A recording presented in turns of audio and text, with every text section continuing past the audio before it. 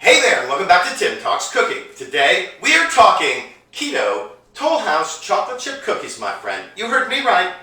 KETO Tollhouse chocolate chip cookies. And these are going to be just delicious. If you've made keto cookies before, especially with coconut flour like I'm about to do, I think you probably know that they can sometimes come out dry. They have an overpowering taste of coconut sometimes. Not the case here, guys. Not even close. I think you'll be surprised. These come out chewy and very much like the high-carb version that you remember from before the keto diet. I'm excited about this recipe, so let's get started. Here are the ingredients you'll need for this incredible little cookie recipe. Starts off with 1/3 cup plus 3 tablespoons, and you want to make them level tablespoons of coconut flour. You're also going to need a tablespoon of gelatin, unflavored gelatin. 1/2 cup of erythritol. You're going to need some vanilla extract, about a teaspoon. Also, 2 large eggs, 1/2 teaspoon of baking powder, and 1/4 teaspoon of kosher salt. You're also going to want 1/2 cup of sugar-free chocolate chips. Cookie recipes are pretty much all in agreement about how you add the ingredients together. We're going to start off by creaming together the butter and the erythritol in my stand mixer. Of course, you can do this with a handheld mixer, or you could also do this by hand. You could use a fork and just combine the butter and the sweetener. I'm going to continue doing this until this is sort of light and fluffy. We're pretty much getting there. I think you can see that the color is kind of light and that's nice and fluffy. Now we're going to add in our eggs one at a time.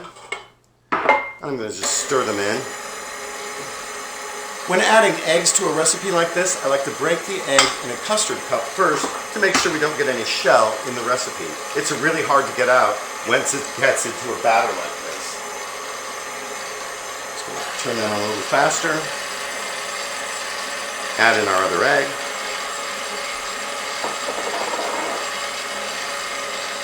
And then I'm going to stop it once in a while just to scrape the sides down. Part of this is like kind of a small cookie recipe, so we want to make sure that everything gets nice and combined. If there were more ingredients in the bowl, this would combine a little easier, I think. This is fine. And I'm not sure I want more than 12 of these cookies around at any one time in my house. Anyway, so let's just get that combined. Once we have a fairly smooth mixture, I'm going to add in my vanilla, about a teaspoon, and the rest of the ingredients except the chocolate chips. There's our leavening and our salt, coconut flour, and the gelatin. There we go. I'm just going to give that a good stir.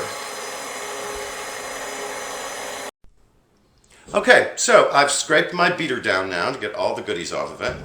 And now we're going to add in our chocolate chips. And let me just say, this smells and feels and looks to me very much just like the dough for Tollhouse cookies, and I made them lots of times.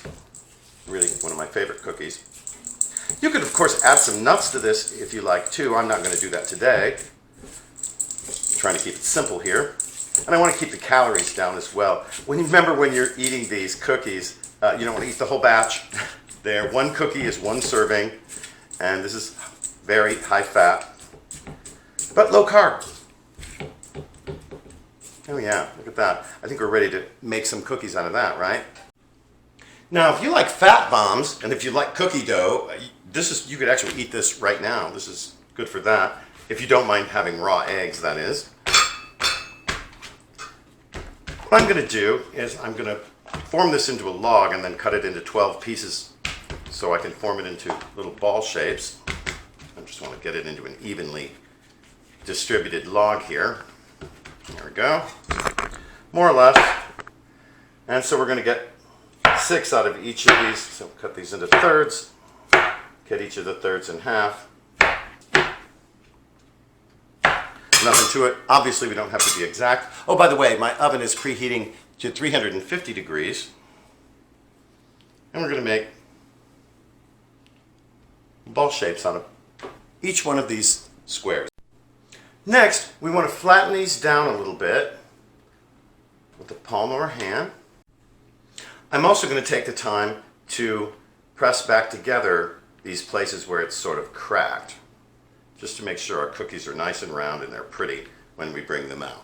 And here we are, ready to go into our 350-degree oven. Notice that I have these on a Silpat sheet. You'll want to use either Silpat or parchment paper or some other non-stick surface. You're probably not going to want to put these directly on your baking sheet. Anyway, into the oven they go for 8 to 10 minutes. Let's see how we do. And here's what they look like when they come out of the oven. I left these in for 15 minutes altogether. That's 5 minutes more than I said earlier. And the reason is, I wanted to get, you can see these have a little bit of color around the edges. That's exactly what I wanted to have happen here. Now, these are pretty delicate. The chewiness in the cookies is going to come from the gelatin. We're not going to get that effect if we eat them while they're hot, and in fact with any cookie you really want to let it cool off. We're going to leave these cool in the pan for 30 minutes before we move them to a rack. And here's how they look after they've cooled completely. I actually had to go outside and shovel snow after I pulled these out of the oven to keep myself from wanting to eat them right away. Look at how pretty they are. Browned nicely on the bottom. We break them. Oh, it's nice and tender. Here's the inside. It's time to give these a taste. Well, all right, let's give them a taste here. Check it out. These really look great.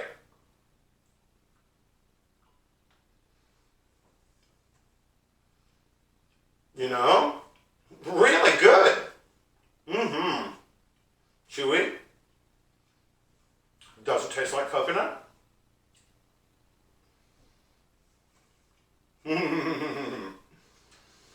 These are making me smile, and I think you're probably going to have the same reaction. Man, that is so good. Listen, thanks so much for joining us here at Tim Talks Cooking today. I hope that you will try these cookies. I also hope that you will share, like, comment, and especially subscribe to this channel. It helps me grow. And if you click on that notifications bell, you'll be notified every time I upload new videos every week. A couple of times, actually. Thanks for joining us today here at Tim Talks Cooking. We'll catch you next time.